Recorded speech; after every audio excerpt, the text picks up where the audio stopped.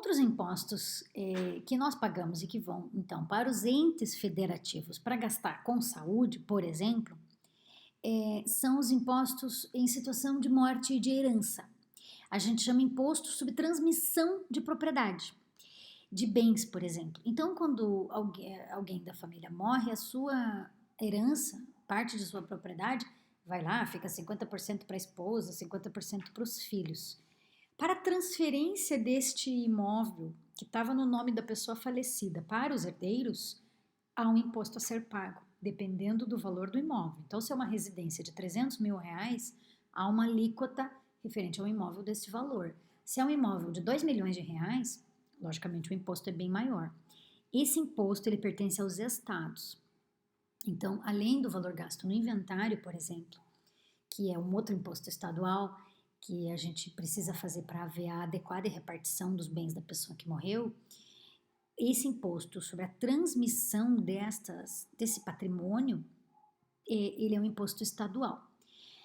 O mesmo se dá para imposto sobre circulação de mercadorias e prestação de serviços, é o ICMS. Esse é o imposto estadual mais importante para o Estado. O Estado sobrevive graças a esse imposto.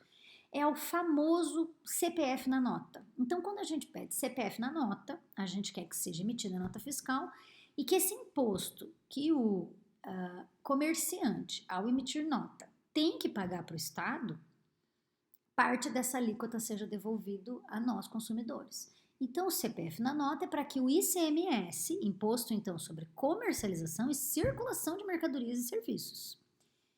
Esse imposto é um imposto estadual, por isso a gente acessa lá os nossos recursos lá no Nota Paraná, por exemplo. E quem paga esse imposto?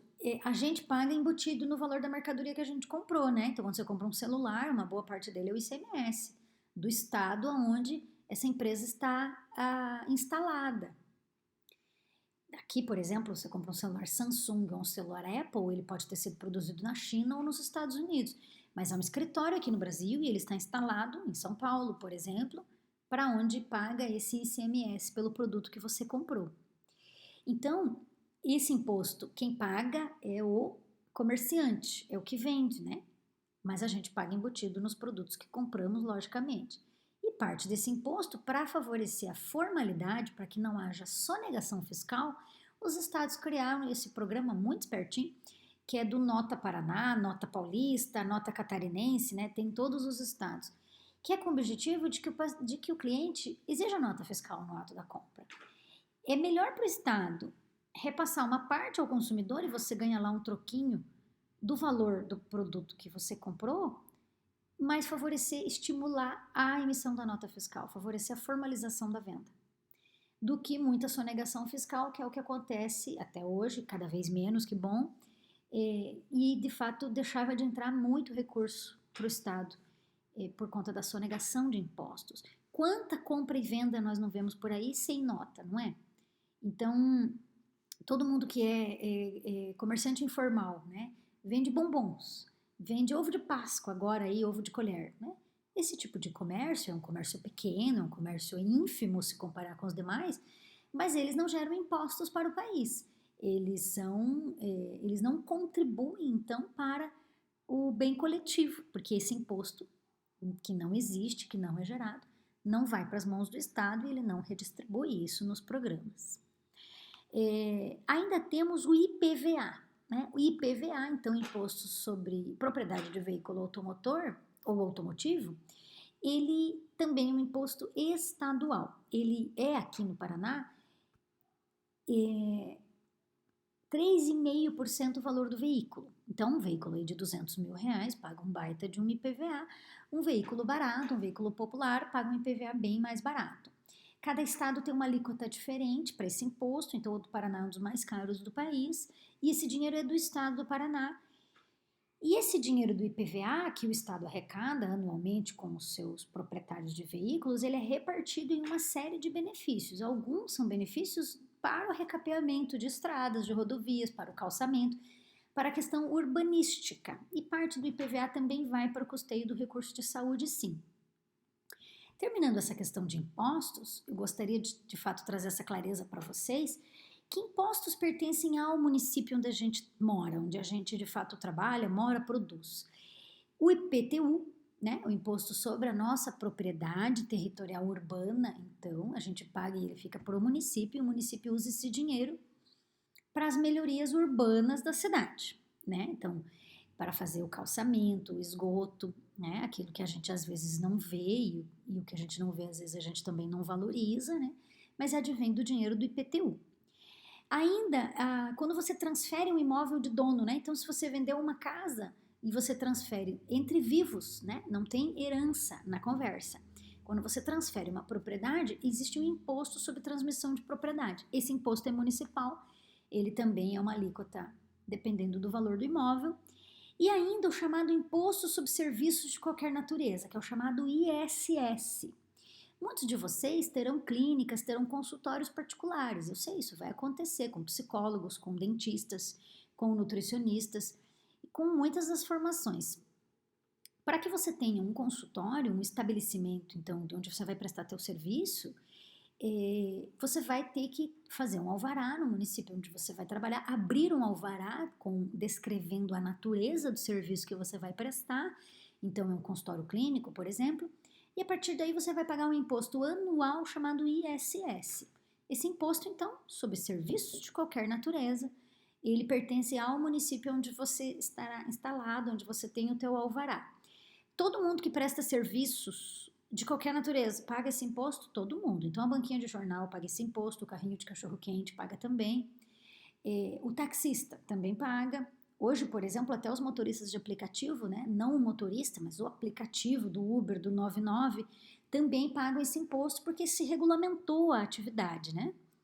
E eu dei o exemplo de consultório, mas academia e salões de beleza, todos os estabelecimentos comerciais têm um alvará aberto, formalizam o seu trabalho, e até os camelôs, os feirantes, que você pode achar que eles não são formais, mas é todo mundo formalizado, pagam esse tipo de imposto também, e esse imposto fica para o município. No slide 16, só para terminar essa conversa, você vê como é que é repartido esse imposto então. Então, o que você paga para a União? Claro que a União não fica com o dinheiro para ela. A União repassa isso novamente para os estados e para os municípios. E você vai ver aí de que forma que isso é repartido. 100% é repartido? Fica quantos por cento com quem? Há um fundo de manutenção. Agora entrou uma discussão importante, né? Alguns países do mundo estão criando um fundo para o coronavírus. Porque entenderam que não dá para chegar numa situação como essa, onde talvez 10% da população precise de atendimento médico ao mesmo tempo, o que levou tantas vidas humanas, né? Aí mais de 30 mil pessoas morreram porque não tinha respirador, tanto na Itália, quanto na França, quanto na Espanha, e lá nos Estados Unidos já começou. Então, mesmo um país rico, veja só, a gente está falando de países com tremendas condições, mas que milhares de pacientes precisaram do mesmo recurso ao mesmo tempo. Será que justifica uma cidade pequena, como eram as cidades do norte da Itália, terem tantos leitos de UTI o tempo todo? São cidades com 50, 100 mil habitantes, são cidades pequenas. Precisava ter o tempo inteiro tantos leitos de UTI? Não, não precisava, mas agora todo mundo precisou ao mesmo tempo e não tinha. E isso gerou uma das maiores tragédias que a gente vai experimentar na história mundial recente. Então, os países começaram a verificar que há necessidade de ter um fundo preventivo. Assim como o Japão tem um fundo para as catástrofes naturais, os tsunamis, os diversos terremotos e maremotos que já aconteceram lá, da mesma forma o Chile, o Havaí, que são regiões típicas, o Nepal, onde acontecem abalos sísmicos e tsunamis também. Assim como esses países se preparam para determinadas catástrofes que já se tornaram clássicas lá, alguns países estão começando a pensar na ideia de criar, inclusive, um imposto, ou que parte da alíquota de um imposto que já existe seja destinado a um fundo, e que esse fundo seja para o atendimento em condições de pandemias, para compra de material descartável, para equipamentos de proteção individual, para os EPIs, para quantos médicos e enfermeiros que estão trabalhando, e que, claro, que vai faltar EPI, vai faltar tudo numa condição dessa. Então, observou, e a gente precisou sofrer muito, né, para entender algumas coisas, que a gente precisa planejar, inclusive o não planejável, né? Que não se imaginaria que um vírus ia se adaptar tão bem à transmissão na espécie humana nesse momento. Não, nenhum virologista conseguiu imaginar o sucesso desse vírus, por mais que eles sempre estiveram nos alertando da possibilidade que isso acontecesse dentro do mundo acadêmico. Isso já existia essa possibilidade. A forma de adaptação desse vírus na espécie foi de fato incrível. Foi muito melhor do que o vírus da gripe, né? A adaptação e o tempo de ciclo pode ser um tempo maior que o da gripe, mas logicamente que a letalidade é maior que a da gripe. Então, começou a se pensar que há necessidade de se planejar. E por que não ter um fundo especial para isso, que pode ser o coronavírus, o primeiro responsável por isso, mas a gente pode pensar mais adiante, né? Que outras pandemias podem vir a seguir e que a gente precise planejar esse tipo de coisa. Então, o chamado orçamento do SUS, a partir do slide 17, vocês vão começar a ver um pouquinho de orçamento. O orçamento do SUS e o orçamento previdenciário entra aí também, né? Você sabe que o INSS, esse imposto previdenciário que todos pagamos, quem tem carteira assinada, é recolhido mensalmente junto ao pagamento dos funcionários que trabalham em empresas. Isso tudo compõe o orçamento do SUS. Todas as alíquotas desses muitos impostos que eu citei para vocês e mais outros, mais orçamento que advém do PIS, que advém do PASEP, do COFINS, que é para o financiamento da Seguridade Social. Há várias fontes diferentes de receitas que custeiam o orçamento federal do SUS e o financiamento disso dentro de estados e de municípios.